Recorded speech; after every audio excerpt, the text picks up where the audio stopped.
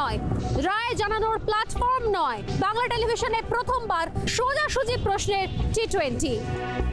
ঘুরিয়ে নাক দেখাই না আমি, যখন তখন রং বদলাই না আমি। স্বর্ণালী প্রশ্ন করব সোজাসুজি।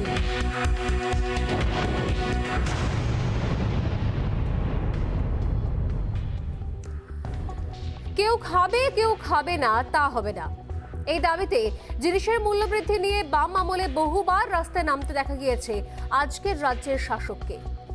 আজ তিনি ক্ষমতায়, অথচ এখন তার আমলে বাজারে গিয়ে জিনিসপত্রে হাত দিলে রীতিমতো ছ্যাঁকা লাগছে আম জনতার। তবে হ্যাঁ, এখনো প্রতিবাদী রয়েছে তৃণমূল কংগ্রেস। প্রতিবাদে অনেক বেশি রাজনৈতিক গন্ধ রয়েছে এখন। এই মুহূর্তে দাঁড়িয়ে সত্যি সত্যি রোজ বাজারে বেরোলে বাজারের থলির সঙ্গে হিসেবটাও করে নিতে হচ্ছে আম মধ্যবিত্ত বাঙালিকে। তাদের ভাবতে হচ্ছে যে ঠিক কতটুকু টাকা নিয়ে বাজারে বেরোলে ঠিক কি কি জিনিস আমরা কিনে আনতে পারি। সেই জায়গা থেকে দাঁড়িয়ে প্রতিবাদ প্রতিরোধ তো চলছেই, তার সঙ্গে চলে আসছে কোথাও রাজনৈতিক তরজাটাও।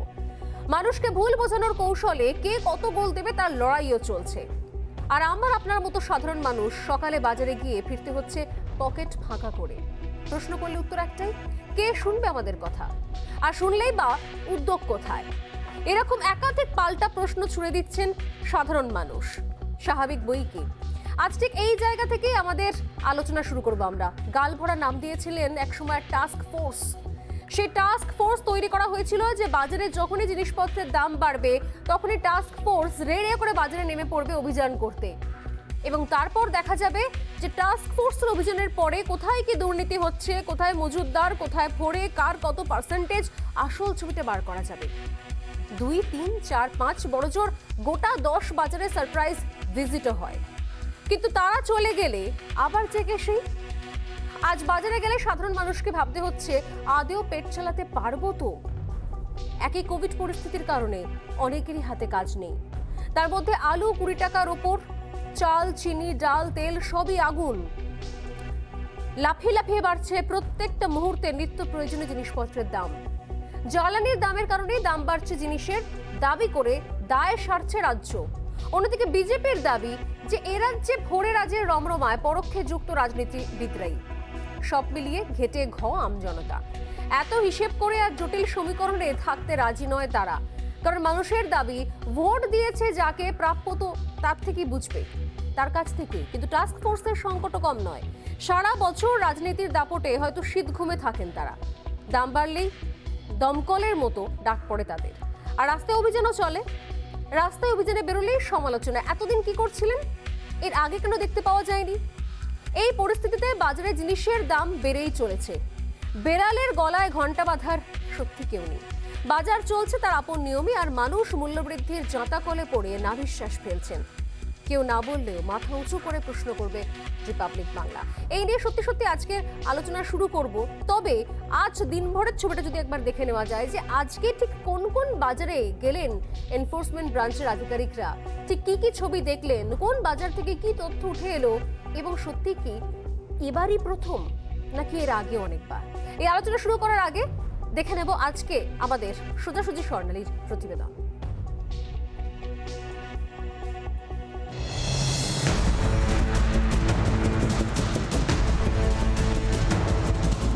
জিনিসপত্রের যা দাম বেড়েছে, বাজার দোকান করা তো খুবই অসুবিধা হয়ে যাচ্ছে। প্রায় মানুষের রোজগার বাড়ছে না, কিন্তু জিনিসপত্রের দাম দিনের দিন প্রচুর বেড়ে যাচ্ছে।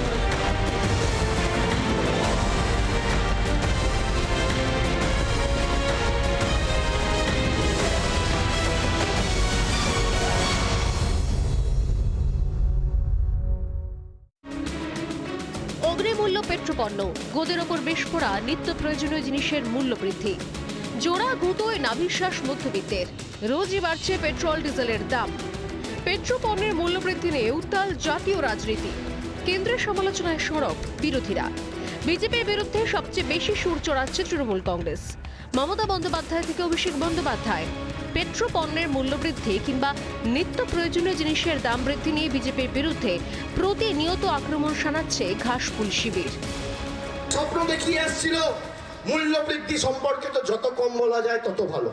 সরষের তেল 180 টাকা লিটার, পেট্রোল 109 টাকা লিটার, ডিজেল 100 টাকা লিটার, পোস্তর দাম কত? 2100 টাকা কেজি। কেরোসিনের দাম কত? ভাল লাগছে? কি অবস্থা দেশের। পেট্রোপণ্যের মূল্যবৃদ্ধি নিয়ে যখন কেন্দ্রের বিরুদ্ধে চড়া সুর তৃণমূলের, তখন তৃণমূল শাসিত বঙ্গে বেড়েই চলেছে নিত্য প্রয়োজনীয় জিনিস, শাক সবজির দাম। দাম নিয়ন্ত্রণে ফের আসরে এনফোর্সমেন্ট ব্রাঞ্চ। সোমবার হাওড়ায় অভিযান চালায় ইবি। এনফোর্সমেন্ট ব্রাঞ্চের আধিকারিকরা হানা দেন একাধিক বাজারে। মঙ্গলবার কলকাতার বাজারে হানা দিল ইবি। অভিযান চালানো হলো বেলেঘাটা সরকার বাজারে। নিত্য প্রয়োজনীয় জিনিস বা সবজির দাম, সেই দাম নিয়ে খোঁজ খবর নেন এনফোর্সমেন্ট ব্রাঞ্চের আধিকারিকরা। খতিয়ে দেখা হয় বেশি দাম চাওয়ার অভিযোগ। সল্টলেক এবং ব্যারাকপুরের বাজারে হানা। 23 অক্টোবর হানা দেন ইবি আধিকারিকরা। একটানা বৃষ্টিতে বানভাসী পরিস্থিতি এবং বিধ্বংসী ঘূর্ণিঝড়ের তাণ্ডব, সঙ্গে দোসর পেট্রোপণ্যের মূল্যবৃদ্ধি, সব মিলিয়ে অগ্নিমূল্য বাজার। সবজি থেকে নিত্য প্রয়োজনীয় জিনিস হাত দিলেই ছেঁকা খাচ্ছে আম আদমি। পেট্রোপণ্যের মূল্যবৃদ্ধি বা নাগারে বৃষ্টি শুধু নয়, নিত্য প্রয়োজনীয় জিনিসের দাম বাড়ার নেপথ্যে উঠছে কালো বাজারির অভিযোগ। সেই অভিযোগ খতিয়ে দেখতেই ফের ময়দানে ইবি আধিকারিকরা। অতীতেও বাজারে হানা দিয়েছে ইবি। কালো বাজারে থেকে বেআইনি মজুতের অভিযোগ, সেই অভিযোগ পেয়ে বাজারে হানা দেন ইবি আধিকারিকরা। হাতে নাতে ধরাও হয়েছিল দোকানদার এবং মজুতদারদের। বাজারের মূল্য নিয়ন্ত্রণে গঠন করা হয়েছিল টাস্ক ফোর্সও। নিত্য প্রয়োজনীয় জিনিসের দাম বৃদ্ধি রুখতে পদক্ষেপ। রাজ্যের পদক্ষেপের পরেও ফের অগ্নিমূল্য বাজার। পেট্রোপণ্যের মূল্যবৃদ্ধি এবং নিত্য প্রয়োজনীয় জিনিসের মূল্যবৃদ্ধি নিয়ে কেন্দ্রের বিরুদ্ধে অভিযোগের আঙুল তুলছে তৃণমূল কংগ্রেস। কেন্দ্রের বিরুদ্ধে যখন সরব ঘাসফুল শিবির, তখন তাদের শাসিত রাজ্যে কেন আসরে ইবি? কালোবাজারি বা দুর্নীতি কি তাহলে মূল্যবৃদ্ধির কারণ? উঠছে প্রশ্ন। কেন্দ্রের বিরুদ্ধে লাগাতার সরব তৃণমূল, কিন্তু নিজেদের ব্যর্থতা ঢাকতেই কি পাল্টা কৌশল, নাকি দুর্নীতির অভিযোগ থেকে দৃষ্টি ঘোরানোর কৌশল ঘাসফুল শিবিরের? পাল্টা প্রশ্ন তুলছে বিরোধী শিবিরও। বাংলায় নিত্য প্রয়োজনীয় জিনিসের মূল্যবৃদ্ধি নিয়ন্ত্রণে ইবির বাজারে হানায় উঠছে একাধিক প্রশ্ন। রিপাবলিক বাংলা।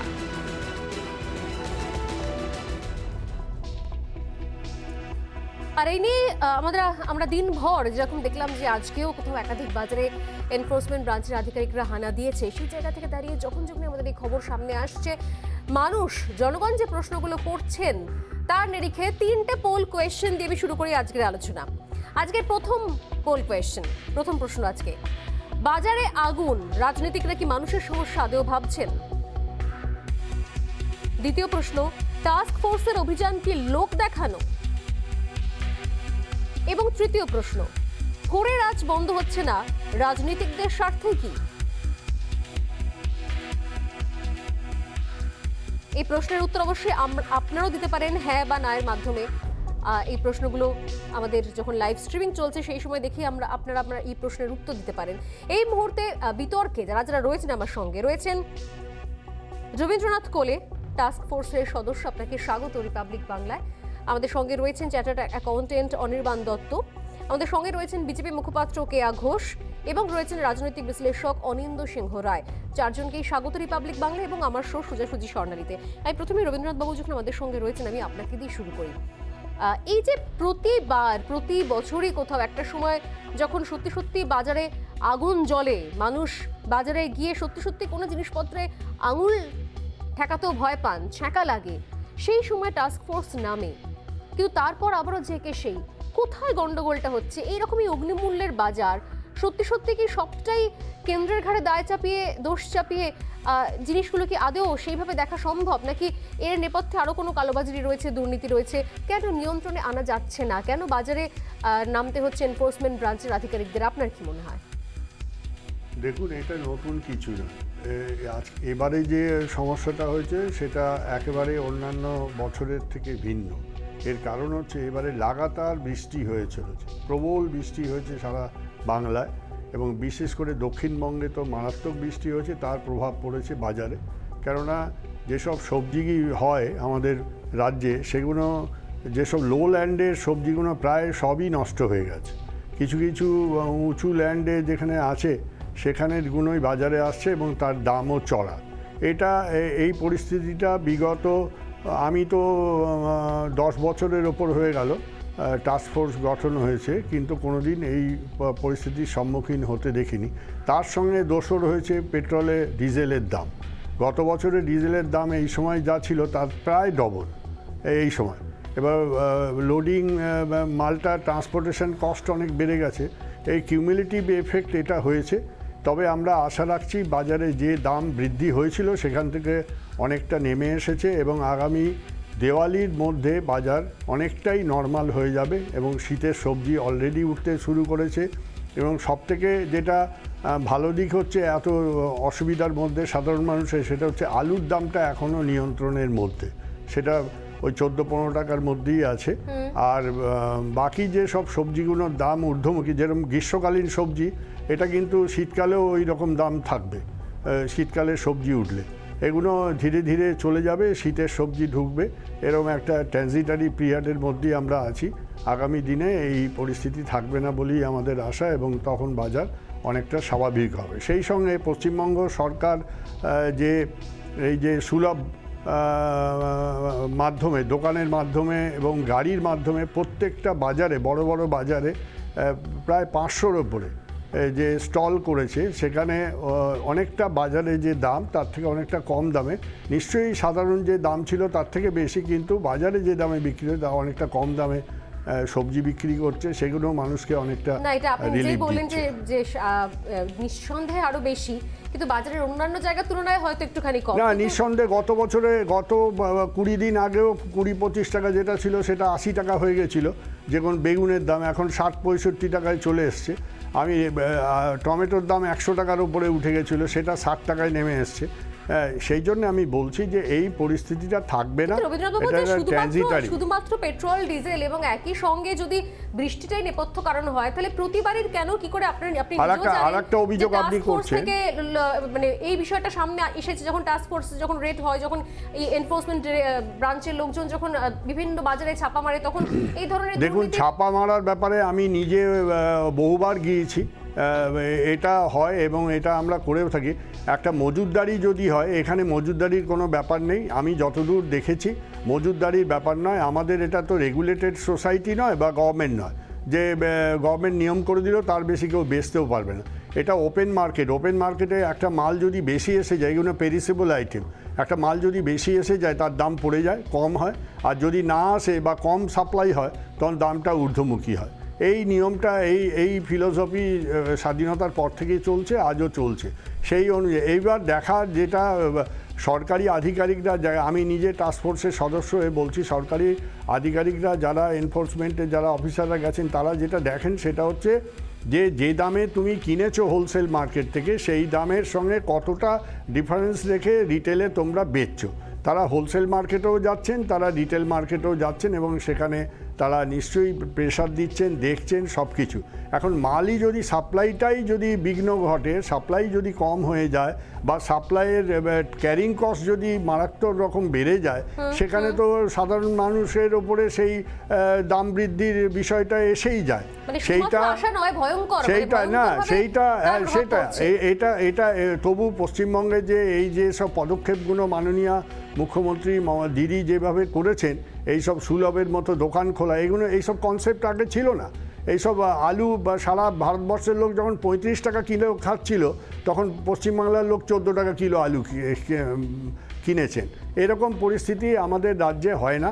আর এই জিনিসগুলো, সবজিকে কখনো স্টোর করা যায় না, এগুলো পেরিসেবল আইটেম, আমি আগেই বলেছি। অতএব এগুলো 2-3 দিন পরেই নষ্ট হতে শুরু করে। আমি রবীন্দ্রবাবু আপনার কাছে আসবো। এই মুহূর্তে আমাদের সঙ্গে রয়েছেন কেয়া ঘোষ, বিজেপি মুখপাত্র। কেয়া, যেরকম বললেন যে রবীন্দ্রনাথ কোলে যে অনেকটাই উদ্যোগ নেওয়া হয়েছে এই রাজ্যের সরকারের তরফ থেকে, তাই এই রাজ্যে জিনিসপত্রের দাম অনেক নিয়ন্ত্রণে। আমি জানি না সাধারণ মানুষের কি প্রতিক্রিয়া, ইতিমধ্যে বিভিন্ন জায়গা থেকে প্রতিক্রিয়া আসতেও শুরু করেছে।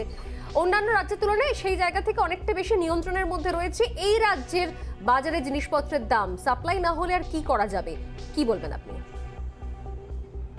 দেখুন স্বর্ণালী, রবীন্দ্রনাথ বাবুর প্রথম ভাগটাতে আমি সমর্থন জানাচ্ছি। যে সত্যি কথাই, এই যে অগ্নিমূল্য ফসল বা সবজি আনাজপাতি, তার মূল কারণ হচ্ছে অতিবৃষ্টি। আমরা দেখছি যে পরের পর আমাদের এখানে, আমাদের রাজ্যে বিশেষ করে বন্যা কবলিত হয়েছে, আমাদের এখানে নিম্নচাপের ভ্রুকুটিতে আমরা কিন্তু ভীষণভাবে পর্যদস্ত হয়েছি। এই কথাটা অবধি ঠিক ছিল, কিন্তু পরবর্তী পর্যায়ে উনি কি বললেন যে পেট্রোল ডিজেলের মূল্য বৃদ্ধির জন্য। আমাদের এই শোতে একজন চার্টার্ড অ্যাকাউন্টেন্ট আছেন, উনি হয়তো জানবেন, তাও আমি ওনার অনুমতি নিয়েই বলছি যে কোনো সবজি আনতে, আনাজপাতি আনতে বা যে কোনো এই জিনিসগুলো আনতে, পেরিশেবল আইটেম আনতে খরচ হয় 30%, মানে এই ফুয়েল বা ট্রান্সপোর্ট খরচ হয় 30%। এই 30% আবার 30% অর্থাৎ 0.9 পয়সা, আমি ধরে নিচ্ছি 1 টাকা খরচ হচ্ছে ডিজেলের জন্য। এই 30%-এর মধ্যে কিন্তু ধরা থাকে গাড়ির ডেপ্রিসিয়েশন কস্ট, চালকের মাইনে টাইনে সমস্ত। আর 30% অর্থাৎ 1 টাকা হচ্ছে খরচ হচ্ছে ফুয়েলের জন্য। যদি 20 টাকা দাম ধরেও নিচ্ছি একটা টমেটো বা আলু থাকুক, সেটা যদি এখন যদি ডিজেলের দাম ডবলও হয়ে যায়, তাতে 1 টাকা বাড়তে পারে, 20 জায়গায় 21 হবে, 20 জায়গায় 40 হবে না। এটা হচ্ছে শুধুমাত্র ফোড়ে রাজের জন্য, যেটা রবীন্দ্রনাথ বাবু একেবারেই বললেন না।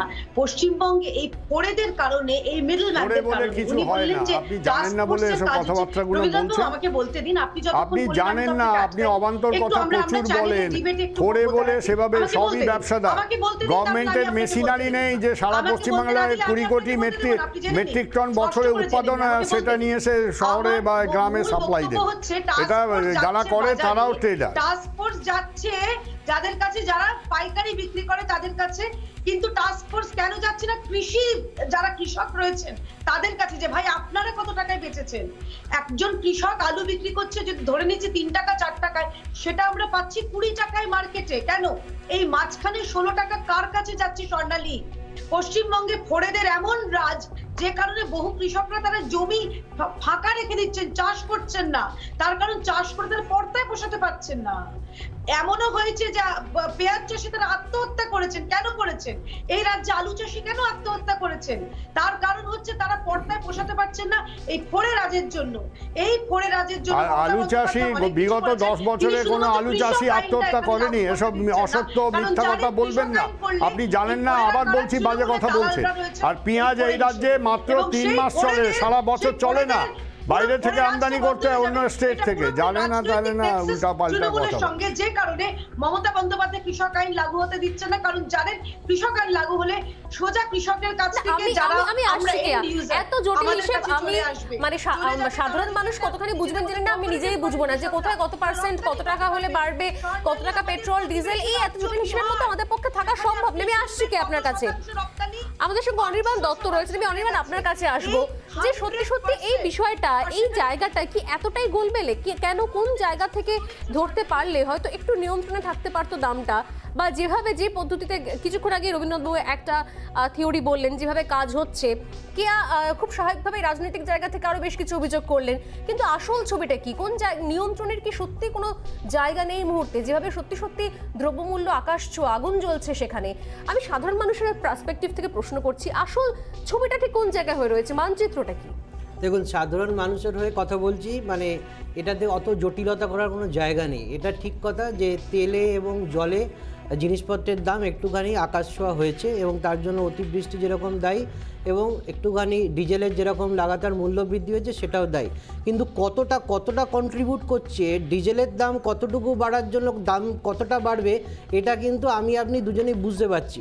কিন্তু এর সঙ্গে সঙ্গে আরও একটা জিনিস মানতেই হবে, সেটা কাউকে অসম্মান না করেই আমি বলছি যে যুদ্ধ, মহামারী, অতিমারি সব সময় কিছু আমরা দেখেছি আমাদের হিস্টোরিক্যালি বা ট্র্যাডিশনালি কিছু অসাধু ব্যবসায়ী থাকেন, এটাকে মানতেই হবে। এবং সেই অসাধু ব্যবসায়ী তারা চায় যে এই সময়ে তাদের লাভের অঙ্কটাকে বাড়িয়ে নিতে।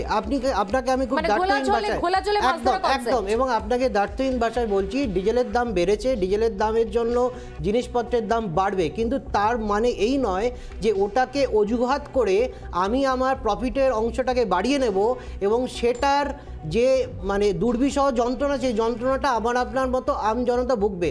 এবং এখানে তৃণমূল কংগ্রেস বলুন, বিজেপি বলুন, কংগ্রেস বলুন, সাধারণ মানুষ সবাই বাজার করতে যায়। এবং এর সঙ্গে সঙ্গে আপনাকে আরও একটা কথা বলছি, যে নিয়ন্ত্রণ মনিটরিং এইটা কিন্তু কন্টিনিউয়াস করতে হবে।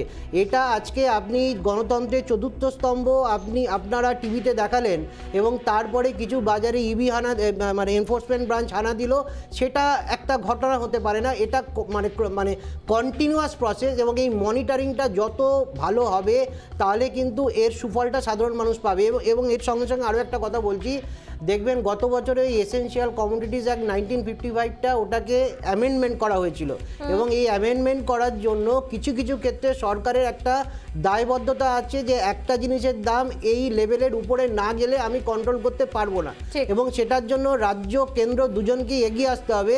এবং এই এনফোর্সমেন্ট ব্রাঞ্চ বলুন বা এমনি ল অ্যান্ড অর্ডার সিচুয়েশন যারা মেনটেন করছেন প্রশাসনের তরফ থেকে এই মনিটরিংটা কন্টিনিউয়াস করতে হবে। না হলে শুধুমাত্র ডিএলের দাম বেড়েছে বলে এই অজুহাত দেখিয়ে যদি আমি জিনিসপত্রের দাম বাড়াতে চাই তাহলে কিন্তু আগামী দিনে সাধারণ মানুষের উপর দুঃখের ভার আরও বেড়ে যাবে। এটা তো একটা মারাত্মক পয়েন্ট যে দামের একটা সীমারেখা। আমি বিষয়টা নিয়ে রবীন্দ্রবাবু আপনার কাছে জানতে চাইবো যে যদি এরকম সত্যি হয় যে এই দামের সীমারেখাটা না টপকালে সরকার ইন্টারফেয়ার করবে না, এবং ওই সাধারণ মানুষের অ্যাঙ্গেল থেকে আরেকটা প্রশ্ন করব, খুব জেনারেল যে প্রশ্নের সম্মুখীন আমাদের অন্তত হতে হয় সাংবাদিকদের, যে এক এক বাজারে এক এক রকম দাম, কোথাও সত্যি সত্যি একটুখানি হলেও যেন মনে হচ্ছে কিছু কেনা যাচ্ছে আর কোথাও একেবারেই আকাশ ছোঁয়া। এই বিষয়গুলো কি কোথাও সামঞ্জস্য রাখার কোনো উপায় নেই? হ্যাঁ বলছি, এটা হচ্ছে আমাদের যে রাজ্যে বা দেশে যে প্রোডাকশন হয় এর 3-4টে কোয়ালিটি হয়। হ্যাঁ, প্রতিটা সবজির কোয়ালিটির ওপর নির্ভর করে দাম এবং বাজারগুলোও নির্ভর করে। ধরুন সল্টলেকের মতো মার্কেট, ভিআইপি মার্কেটের মতো মার্কেট, মানিকতলা বাজারের মতো market, Lansdowne market, Gariahat market, তার সঙ্গে বাগমারি বাজার, শোভা বাজার, এগুলোর তুলনা করা যায় না। হাতিবাগান বাজার, পুরনো বাজার, এইগুলো এই জিনিসটা বুঝতে হবে। এই জিনিসটা আপনাকে যে সবজির যে তারতম্য সেটা মাথায় রাখতে হবে, মাথায় রেখে এগোতে হবে। আর একটা কথা আমি বলছি যে প্রতিদিন ইবির 6টা টিম সারা কলকাতা শহরে তারা ঘোরে। তারা শুধু এই আপনারা টিভিতে দেখাচ্ছেন বলে ঘুরছেন, এটা সঠিক নয়, এটা একদম ভুল তথ্য। এবং মাঝে মাঝে না, প্রতিদিন এনফোর্সমেন্টের কাজই এটা। আপনি বলুন তো আজকে সর্ষের তেল বা এইসব তেলগুলো, বাদাম তেল, সয়াবিন অয়েল, এর দাম কেন বাড়লো? সেন্ট্রাল গভর্নমেন্ট তো কাস্টমস ডিউটি 15% কমিয়ে দিয়েছে, মানে 32% সেটাকে করে দিয়েছে 15%, তাও দাম কমছে না কেন? কারা এর পেছনে আছে? কারা বড় আমাদের রাজ্যের তেল তো ম্যাক্সিমাম বাইরে থেকে আসে, তা কারা এর পেছনে তারা ব্যবস্থা নিচ্ছে না কেন? আমি বলছি মানুষের প্রয়োজনে না কেন্দ্রে নিশ্চয়ই কেন্দ্রের একটা দায়িত্ব আছে না। কেন্দ্র তো রাষ্ট্রসংঘের থেকে আসেনি, কেন্দ্র এই দেশের সরকার, তার একটা নিজস্ব ভূমিকা আছে, তার একটা দায়িত্ব আছে। শুধু রাজ্য সরকারের দায়িত্ব এটা নয়। আমি তো বলছি যে অস্বাভাবিক পরিস্থিতি তৈরি হয়েছে, সেটার জন্য মাননীয় মুখ্যমন্ত্রী পদক্ষেপ করেছেন, অফিসাররা যাচ্ছে। আগামী 7-10 দিনের মধ্যে এই বাজার অনেকটাই স্থিতিশীল হবে। সাধারণ মানুষের কাছে আমাদের আবেদন, এখন ফুলকপি 25 থেকে 30 টাকায় পাওয়া যাচ্ছে, আলু এখনও 15 টাকা দামে পাওয়া যাচ্ছে। যখন যেরকম পরিস্থিতি হবে সংসার চালাতে গেলে সেভাবেই ম্যানেজমেন্ট করতে হবে, এছাড়া তো উপায় নেই। সবজিটা যদি জলের তলায় চলে যায় তাহলে সবজি যাকে স্টোর করা যায় না আলুর মতো, আলুর দাম বাড়ছে না কেন বলুন তো? 1 কোটি মেট্রিক টন আলু স্টোর করে রাখা থাকে, সেই আলুটা সারা বছর আমরা খাই, 40% আলু বাইরে সাপ্লাই হয়। কই আমাদের তো অসুবিধা হয় না, আমাদের তো সেটাও গ্রিন ভেজিটেবল কখনো স্টোর করা যায় না। এই বেসিক ব্যাপারটা বুঝতে হবে, এই জায়গাটা না বুঝলে হবে না। আমি একটু অনিন্দর কাছে আসবো, রাজনৈতিক বিশ্লেষক। কিন্তু সত্যি রাজনীতি, আপনি যদি রাজনৈতিক বিশ্লেষক, কিন্তু আপনাকে রাজনীতির বাইরে রেখে আমি জিজ্ঞাসা করছি, কোথাও মনে হচ্ছে যে সাধারণ মানুষের কিছুক্ষণ আগে বললেন যে সংসারকে সেভাবেই সামলাতে হবে। প্রত্যেক বাড়িতে এই মুহূর্তে যারা দেখছেন তারা প্রত্যেকেই হয়তো এভাবে বাজেট করে রোজ বেরোন, কিন্তু যে পরিস্থিতির মধ্যে তারা পড়ছেন এবং তার মধ্যে যেভাবে রাজনীতি ঢুকে আসছে সেটা কি সত্যি প্রত্যাশিত? মানে বাজারে যাওয়ার আগে এত জটিল হিসেব নিকেশ, পার্সেন্টেজ, এবছরের বৃষ্টি, খরা, কেন্দ্র রাজ্য, পেট্রোল ডিজেল সবকিছু মেপে সত্যি কিভাবে এটা সম্ভব? মানে কোথাও তো নিয়ন্ত্রণের হ্রাস, সেটাকে আরেকটু বেশি টানা যায় না? রাজ্যের তরফ থেকে কি প্রত্যাশা আমাদের, কি বলবেন আপনি? দেখুন স্বর্ণালী, আমি এতক্ষণ শুনছিলাম সবারই কথা, দুটো জিনিস, একটা হচ্ছে সবজি আর একটা হচ্ছে গ্রসারি, দুটোকে আলাদা করতে হবে। এই রবীন্দ্রনাথবাবু যেটা বলছিলেন যে সবজি সেটা ডিপেন্ড করা হচ্ছে আপনার প্রাকৃতিক দুর্যোগ, সেটার জন্য নিশ্চয়ই কিছুটা নির্ভর করে। তার সঙ্গেও কেয়াদি যেটা বলছিলেন যে পেট্রোল বা ডিজেলের প্রাইসটা খুব একটা এফেক্ট করে না, এটা সম্পূর্ণ ভুল। সেকেন্ডটা রইল মুদিখানা বা স্টেশনারি। আচ্ছা, এটা কেয়াদি আমি বলিনি, কেয়াদি প্লিজ আপনার কথা পরে শুনছি। কেয়াদি আমি একটু কথাটা শুনিনি। কেয়াদি হ্যাঁ ঠিক, আমি আপনার বলতে দিন না। আরে কেয়াদি মাঝখানে কথা বলছেন কেন? আপনাকেও তাহলে বলতে দেব না। বলতে দিন, আমরা এসব জানি, ওসব রাজনীতি করবেন না, আমরা ভুলে খেয়ে এসেছি। কেয়াদি বলতে দিন, শুনুন। আচ্ছা বলুন তো কেয়াদি, আপনি বলেছেন কেয়াদি সরষের তেলের দামটা বাড়লো কেন? খুব একটা বাস্তব জিনিস। কেয়াদি আমাকে একটা কথা বলুন, সরষের তেলের দামটা বাড়ছে কেন? সেটা কি এই বৃষ্টির জন্য বাড়ছে? আপনি বলতে পারবেন? আচ্ছা, আর একটা কথা বলুন তো কেয়াদি, যে অত্যাবশ্যক পণ্যের ওপর যে নিয়ন্ত্রণ ছিল সেটা সেন্ট্রাল গভর্নমেন্ট তুলে নিল কেন? কি কারণে তুলে নিল বলতে পারবেন? আপনি পেট্রোল এবং ডিজেলের কথা বলছেন। আপনি জানেন যে পেট্রোল এবং ডিজেল থেকে সরকার কত টাকা ইনকাম করেছে? 14,60,000 কোটি। ভাবতে পারেন এবছর কত টাকা ইনকাম করবে জানেন? 4 লক্ষ কোটি। আমি বলিনি কেয়াদি, আপনি আপনার পড়ার সময় বলিনি, গত বছর ইনকাম করছে 3.72 কোটি। অথচ আপনারা বলেন যে ইউপিএ আমলের বন্ড দেওয়া আছে, ইউপিএ আমলের বন্ড দিয়েছেন 70,000 কোটি টাকা পেমেন্ট করতে হচ্ছে, আর সেখান থেকে আপনাদের ইনকাম হচ্ছে 14,60,000 কোটি। না জটিল না, আশেপাশের দেশগুলো দেখুন। বিরতির পর আমি আসছি, প্রত্যেকের কাছে আসবো, একটা ছোট্ট বিরতি নিয়ে বিরতির পর আমি আসবো যে এত জটিল হিসেবের বাইরে দাঁড়িয়ে যদি আমরা সাধারণ মানুষের মতো সত্যি সত্যি বিষয়টাকে দেখতে চাই, সমাধানের সূত্র খুঁজতে চাই, যেরকম কিছুক্ষণ আগে বললাম যে ইতিমধ্যে আমাদের ইউটিউব স্ট্রিমিং এই প্রশ্নগুলো আসছে যে এক এক বাজারের এক এক রকম দাম কেন, বিভিন্ন বিষয়গুলো নিয়ে কম্পারিজন কোথাও কেউ পোস্ট করছেন, সেই জায়গা থেকে সত্যি সত্যি কি এর কোনো সমস্যার সমাধান সূত্র নেই? যেরকম রবীন্দ্রনাথবাবু বলছেন যে আর মাত্র কটা দিনের অপেক্ষা, এই কটা দিনের অপেক্ষার পর সত্যি কি চিত্রটা বদলে যাবে? একটা বিরতির পর ফিরে আসছি আপনার কাছে, সঙ্গে থাকুন।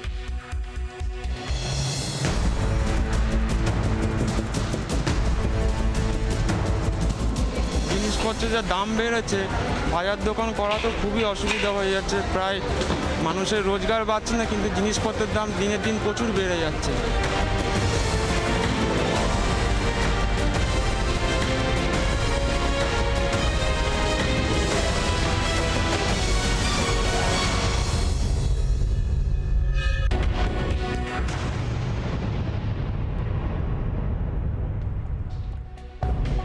ফিরেলাম বিরতির পর। সত্যি সত্যি কনক্লুশন, একটা সমাধান সূত্র বার করার চেষ্টা করবে একদম শেষ দফায়। তবে তার সঙ্গে প্রশ্ন একাধিক থেকেই যাবে, কারণ আগামী দিনে সত্যি সত্যি কি এই বিষয়, এই যে বিষয় নিয়ে আমরা আলোচনা করলাম, জিনিসপত্রের ঊর্ধ্বমুখী দাম, আগুন জ্বলছে যেখানে, সেটা কি সত্যি নিয়ন্ত্রণে আসতে পারে? কিছুক্ষণ আগেই প্রশ্ন করছিলাম। প্রত্যেকে গেস্টের কাছে যাবো, 30 সেকেন্ড করে সময়। আমি প্রথমেই আসি রবীন্দ্রনাথ কোলে, তার কাছে। রবীন্দ্রনাথবাবু কি বলবেন? আমি বলছি যে আগামী দেওয়ালির মধ্যে দাম কমবে এবং বাজার স্বাভাবিক হয়ে যাবে। আমাদের হতাশ হওয়ার কোনো কারণ নেই। সবাইকেই আমি বলবো একটু ধৈর্য ধরুন, কষ্ট হচ্ছে আমরা বুঝতে পারছি, কিন্তু পরিস্থিতি বিবেচনা করে এটা সহ্য করতে, এটার প্রাকৃতিক দুর্যোগ আর এই ডিজেলের দাম বৃদ্ধি এটা মূলত কারণ, আর অন্য কোনো কারণ নেই। আধিকারিকরা যাচ্ছেন, যদি কোনো অন্যায় হতো তাহলে ধরাও পড়তো এবং সেটা খবরও হতো। সেটা হয়নি বা হচ্ছে না, এর মূল কারণই এটা যে মাল সাপ্লাই কম বাজারে, যার জন্য এই পরিস্থিতি। এটা আগামী দিনে ঠিক হয়ে যাবে, আগামী 5-6 তারিখের মধ্যে। কি বলবেন কেয়া ঘোষ? 5-6 তারিখের মধ্যে উনি যখন ডিজেলকেই দোষী ঠাউরাচ্ছেন, ভিলেন করছেন, তাহলে 5-6 তারিখের মধ্যে নিশ্চয়ই ডিজেলের দামটা কমে যাবে। এমন খবর অবশ্য আমার কাছে নেই, তাহলে রবীন্দ্রনাথ বাবু বলতে পারবেন। তা না হলে কমার জাস্টিফিকেশনটা কি দেবেন? আসল ঘটনাটা হলো ভোরের আজকে এই রাজ্যে অবলুপ্তি ঘটাতেই হবে স্বর্ণালী। আর অনিন্দ্য বাবু যেটা বললেন না যে কেন এসেনশিয়াল কমোডিটি অ্যাক্ট থেকে বাদ গিয়েছে, ওনার তো ধন্যবাদ জানানো উচিত কেন্দ্র সরকারকে, যাতে কৃষকরা তারা তাদের হাইয়েস্ট বিডারের কাছে এপিএমসির সেই কি বলবো সেই মান্ধাতার আমলে 6 দশকের সেই আইন থেকে কৃষকরা মুক্ত হয়েছেন, তারা নিজেদের যেখানে বেশি দাম পাবেন তাদের কাছে বিক্রি করতে পারবে। কৃষকদের ঘরে দুটো বেশি টাকা আসবে, সেটা কি এদের পছন্দ হচ্ছে না? এই মূল ব্যাপার হচ্ছে ভোরেরা যেখানে রাজ্যে যতদিন চলবে ততদিন কিছু করা যাবে না। অনিন্দ সিংহ রয় আমাদের সঙ্গে রয়েছেন। অনিন্দদা কি সেটা বলবেন? কেয়াদির কথাটা নেই বলি, কৃষকরা কোনো টাকা পায় না। এই যে অত্যাবশ্যক পণ্য থেকে যে নিয়ন্ত্রণটা তুলে নিয়েছেন না, তাতে আদানির মতো লোকেদের, ওয়ালমার্ট আদানির মতো লোকেদের উন্নতি হয়। 30 সেকেন্ড প্লিজ, অনিন্দ সিংহ রায় বলুন। হ্যাঁ, এই যে কেয়াদি যেটা বলছেন না, কৃষকদের কোনো উন্নতি হয় না। কৃষকদের যদি উন্নতির কথা ভাবতো তাহলে কৃষকরা ওইখানে আন্দোলন করতো না, আর আমাদের মুখ্যমন্ত্রী প্রধানমন্ত্রী মুখ ঘুরিয়ে বসে থাকতেন না। কৃষকদের কথা না ভাবেন না। যেটা উন্নতি হয়েছে সেটা আদানির মতো কিছু ব্যবসায়ীদের, তাদেরকে টাকা পাইয়ে দেওয়ার জন্য এই অত্যাবশ্যক পণ্যের ওপর নিয়ন্ত্রণ তুলে নিয়েছে। আর একটা করজোড়ে রিকোয়েস্ট করি এই সেন্ট্রাল গভর্নমেন্টকে, পেট্রোল এবং ডিজেল এবং গ্যাস এবং কেরোসিন এর ওপর নিয়ন্ত্রণ করুন, না হলে লোকে মরে যাবে, রাস্তায় রাস্তায় লাশ পড়ে থাকবে। তার দায়ভার কে নেবে ভাবতে পারেন আপনারা? দয়া করে বলি, সাধারণ মানুষের কথা চিন্তা করুন, সাধারণ মানুষের কথা চিন্তা করুন, ব্যবসায়ী, বড় ব্যবসায়ীদের জন্য নয়। কেয়াদি আপনিও জানেন যেটা আমি বলেছি সেটা একদম সত্যি কথা। বড় ব্যবসায়ী আদানিদের পকেট ভর্তি করে লাভ নেই। সাধারণ মানুষের কথা ভাবুন, যেটা মমতা বন্দ্যোপাধ্যায় ভাবে। আমি একটা কথা বলছি, প্লিজ শেষ করতে হবে। আমি একটা কথা বলছি, রাজনীতির আলোচনা সরিয়ে যদি আমরা শুধুমাত্র আমাদের সমস্যাটাতেই ফোকাস করি, তাহলে সত্যি সত্যি কি আদৌ এর কোনো সমস্যার সমাধান সূত্র পাচ্ছি আমরা?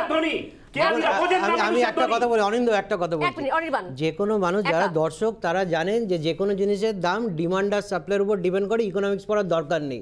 এবং এই অতিমারি বৃষ্টির জন্য এটা এফেক্টেড হয়েছে এবং ডিজেলের জন্য এফেক্টেড। একটা কথা শুনুন, ডিমান্ড ক্রিয়েট তো হবেই। আরে ডিমান্ড ক্রিয়েট হবে না কেন? ডিমান্ড ক্রিয়েট তো সাধারণ মানুষের সুবিধার জন্য হবে, অর্থনীতির চাকা ঘোরানোর জন্য ডিমান্ড ক্রিয়েশনের দরকার আছে। কিন্তু আপনাকে দেখতে হবে একটা জিনিস, শুনুন, আপনিও বাজারে যান, আমিও বাজারে যাই, যে 1 লাখ টাকা রোজগার করে সেও যে বাজারে যে সবজিটা কিনছেন, যে 10,000 টাকা করোনাতে যার চাকরি চলে গেছে তাও ওই বাজার থেকে ওই জিনিসটাই কিনতে হচ্ছে। সাধারণ মানুষের কথা ভেবে, শুনুন, সাধারণ মানুষের কথা ভেবে যার যেটা করণীয় সেটা করতে হবে।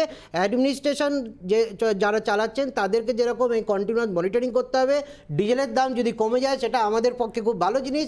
আর তার সঙ্গে সঙ্গে আরেকটা কথা বলছি, যে সাধারণ মানুষের যে মানে দুঃখ দুর্দশা, সেই দুঃখ দুর্দশাটা রাজনৈতিক মতভেদকে সরিয়ে রেখে আপনারা সবাই মিলে যদি দেখেন, তাহলে আপনার সবার উচিত। প্রধানমন্ত্রীকে বলি, অনুরোধ করি, প্রধানমন্ত্রী এই ব্যাপারটা দেখুন, সাধারণ মানুষকে বাঁচতে দিন, সাধারণ মানুষকে বাঁচতে দিন। রাজনৈতিক নেতা রয়েছে রবীন্দ্রনাথ বাবু, তিনি কিন্তু 2006-এ আদানিরা 6 কোটি টাকার মালিক ছিল, আর এখন লক্ষ কোটি টাকার মালিক। ওসব কথা বলবেন না, ওসব কথা বলবেন না। আপনিও জানেন কেয়াদি না, সাধারণ মানুষ তো বোঝে, অন্তত সাধারণ মানুষকে বাঁচতে দিন। বাঘাযতীন বাজার, বাগমারি বাজার, হাতিবাগান বাজার, গড়িয়াট বাজারে বিভিন্ন জায়গা, যেরকম শুরুতেই বললাম, সেই বাজারে সাধারণ মানুষ যায়, তারা আদানি আম্বানি বোঝে না। এবং এই রাজনীতিগুলো সত্যি সরিয়ে রেখে, যেটা আমি অনির্বাণ কিছুক্ষণ আগে বলছিলাম, আমি সেখানেই কনক্লুড করব। যদি রাজ্য কেন্দ্র এই বিষয়টা একসঙ্গে বিষয়টাকে নিয়ন্ত্রণ করার চেষ্টা করে, শুধুমাত্র বছরের একটা করে সময় সিজনাল যেরকম ফল আসে, সেরকম সিজনাল টাস্ক ফোর্স বা এই ধরনের রেট বা ছাপা না মেরে যদি নিয়ন্ত্রণ সত্যি রাখা যায়, তাহলে তার জন্য সবাই উপকৃত হবেন। সাধারণ মানুষ, যে কোনো রাজনৈতিক দলের হন বা যে কোনো জায়গায় চাকরিজীবী বা ব্যবসায়ী হন না কেন, প্রত্যেকে উপকৃত হবেন। আমি অবশ্যই আগামী দিনে নজর রাখবো। একটা আশ্বাস পেলাম এই জায়গা থেকে আলোচনা করতে করতে, রবীন্দ্রনাথ কোল একটা আশ্বাস দিলেন যে আগামী দিনে যাই হোক পরিস্থিতি, দাম নিয়ন্ত্রণে আসবে। সেই আশ্বাস থেকেই, সেই প্রত্যাশা থেকেই এই আলোচনা, এই ডিবেট শেষ করছি। ফিরে আসছে আরেকটা বিরতির পর। প্রত্যেককে অনেক ধন্যবাদ।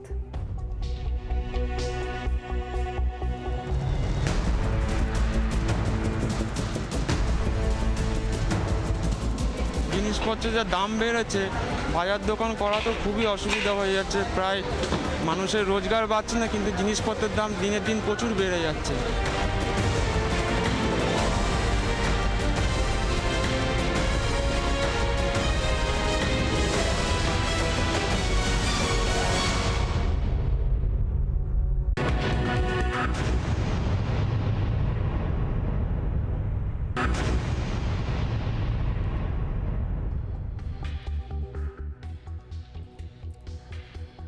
এর পাশাপাশি চোখ রাখছি কিছু গুরুত্বপূর্ণ খবরে। যেরকম ভূস্বর্গকে সন্ত্রাসমুক্ত করতে টানা 16 দিনে পড়ল ভারতীয় সেনার সন্ত্রাস বিরোধী অপারেশন। পুঞ্চের ভাট্টা দুরিয়ান এলাকায় এবার জঙ্গলে তল্লাশিতে নামলো ভারতীয় সেনা। কি ছবি ধরা পড়ল দেখা যাক।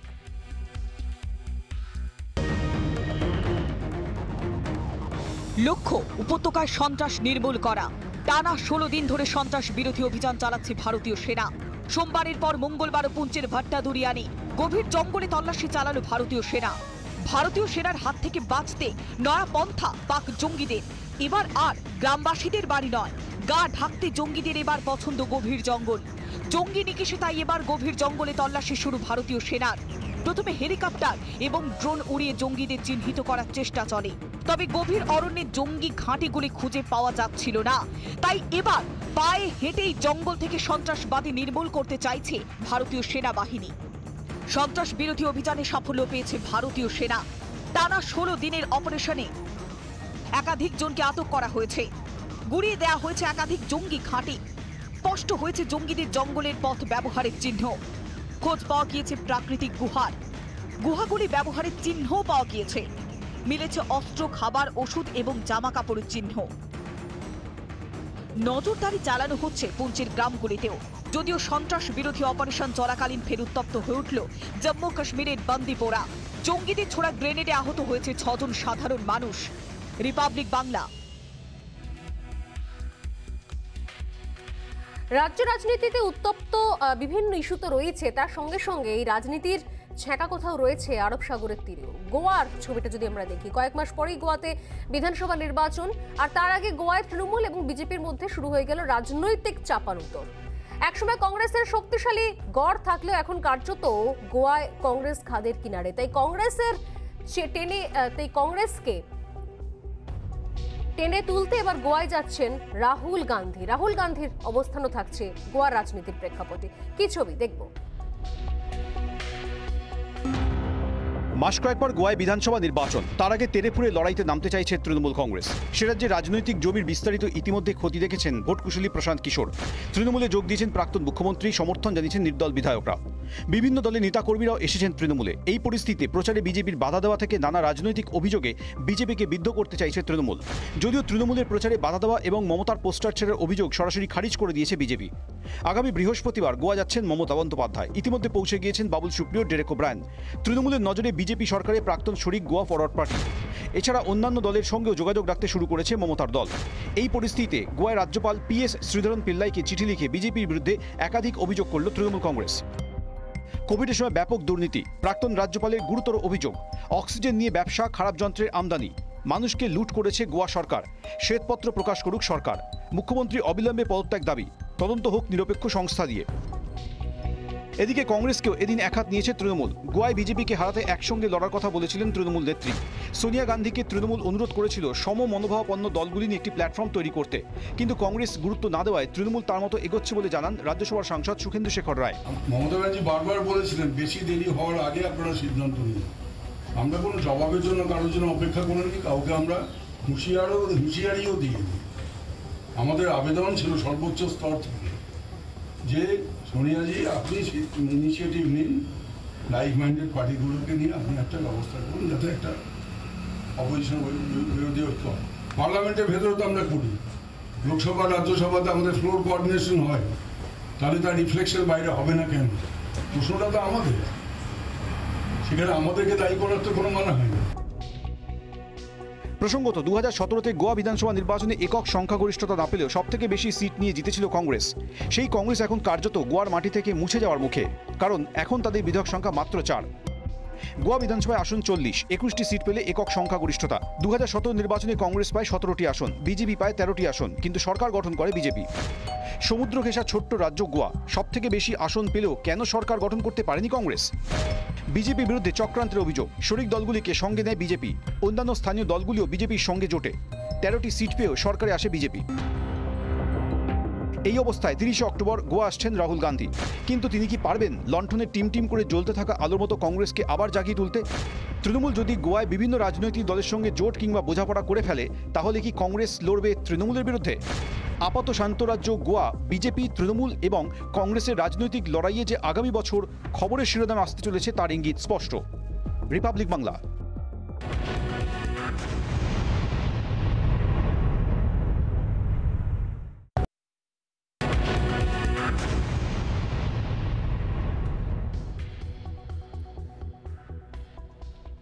16ই নভেম্বর থেকে রাজ্যে স্কুল কলেজ খোলার নির্দেশ দিয়েছেন মুখ্যমন্ত্রী মমতা বন্দ্যোপাধ্যায়। খোলার আগে সমস্ত শিক্ষাঙ্গন স্যানিটাইজ করার নির্দেশও দিয়েছেন তিনি। ঠিক কী অবস্থায় রয়েছে রাজ্যের স্কুলগুলি, তারই খোঁজ নিল রিপাবলিক বাংলা।